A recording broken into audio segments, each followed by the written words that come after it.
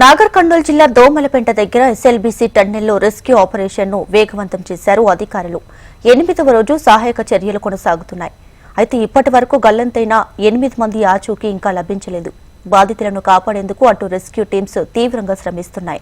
ఈ రెస్క్యూలో 15 రకాల స్పెషల్ టీంలు పాల్గొన్నాయి. ఇదిలా ఉంటే ఎస్ఎల్బీసీ దగ్గరకు మంత్రులు ఉత్తమ్ కుమార్ రెడ్డి, జూపల్లి, సీఎస్ శాంతికుమారి, డీజీపీ జితేందర్ బయలుదేరారు.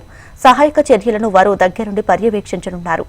ఇదిలా ఉంటే రేపటిలోగా టన్నెల్ ఘటనపై పూర్తిస్థాయి క్లారిటీ వచ్చే ఛాన్స్ ఉంది.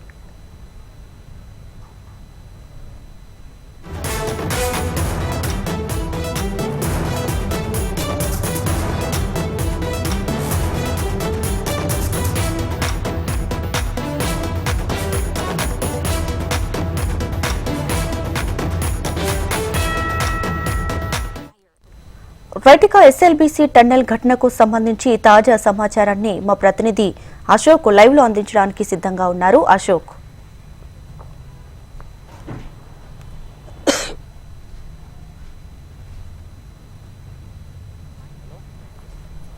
దీప్కా, మనం చూస్తున్నాం ఏదైతే ఎస్ఎల్బీసీ టన్నెల్ ప్రమాదానికి సరిగ్గా ఇవాళ వారం రోజులు అవుతుంది.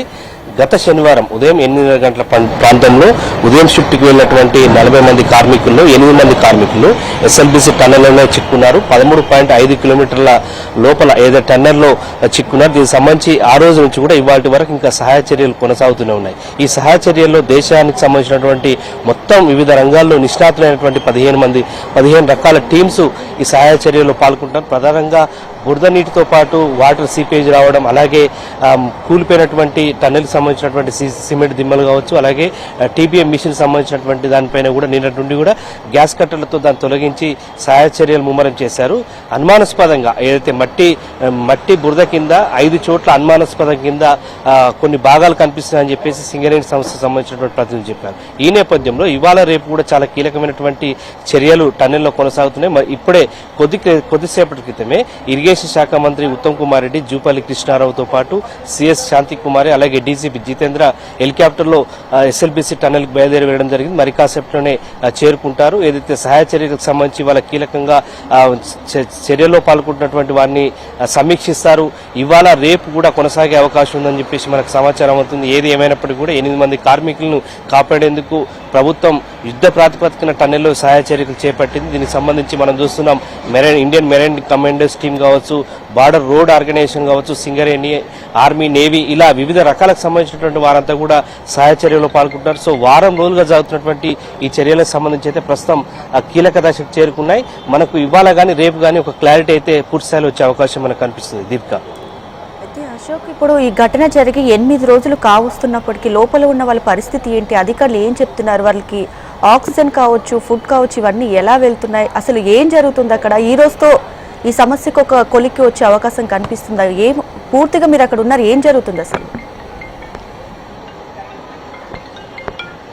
మనం చూస్తున్నాం, ఖచ్చితంగా చెప్పొచ్చు దీపిక, వారం రోజులు అవుతుంది. మనము అంటే మనుషులకు సంబంధించి ఏదైతే ఆక్సిజన్ సంబంధించినటువంటి కంటెంట్ ఖచ్చితంగా అవసరం ఉంటుంది. ఈ నేపథ్యంలో ఆక్సిజన్ కావచ్చు, వాటర్ కావచ్చు, వీటన్నిటికి సంబంధించినటువంటి సరఫరాను ఖచ్చితంగా కొనసాగిస్తున్నారు. కానీ గత శనివారం ఉదయం 8:30 గంటల ప్రాంతంలో జరిగినటువంటి ఈ ఘటనకు సంబంధించి వారు సజీవంగా ఉండే అవకాశాలు చాలా తక్కువనే అని చెప్తున్నారు. ఎందుకంటే 8 రోజులుగా మొత్తం 0 పాయింట్ వరకు కూడా 15 రకాలకు సంబంధించినటువంటి రెస్క్యూ టీమ్స్ అంతా కూడా వారి ఆపరేషన్లో భాగంగా స్పాట్కి చేరుకున్నారు. మనం చూస్తున్న 100 నుంచి 200 మీటర్ల మధ్యలోనే చాలా రెస్క్యూ ఆపరేషన్ 3-4 రోజుల నుంచి కొనసాగుతుంది. ఇక్కడనే టీబీఎన్ మిషన్ దాదాపు 1600 టన్నులు 150 మీటర్లకు పైగా పొడుగున్నటువంటి టీబీఎం మిషన్ దగ్గరనే అటు ఇటుగా ప్రమాదం జరిగి ఉండొచ్చు. ఆ ప్రమాదంలో కార్మికులు చిక్కున్నారటువంటి నేపథ్యంలోనే సహాయ చర్యలు గత 2 రోజులుగా వేగంగా జరుగుతున్నాయి. సో వారికి సంబంధించి ఖచ్చితంగా ప్రాణాలతో ఉండే అవకాశం అయితే మనకు కనిపించట్లేదు. దీనిపై క్లారిటీ మాత్రం లేదు. కానీ ఇవాళ ఖచ్చితంగా మట్టి పిల్లలు కావచ్చు, బురద నుంచి మొత్తం షిల్ట్ అంతా కూడా తొలగించి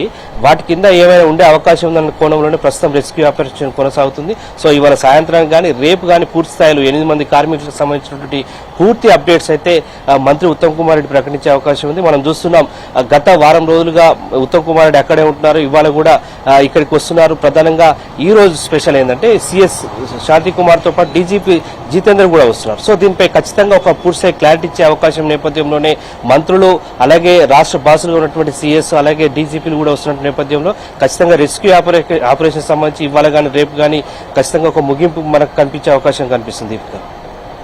right Ashok, thanks for the updates.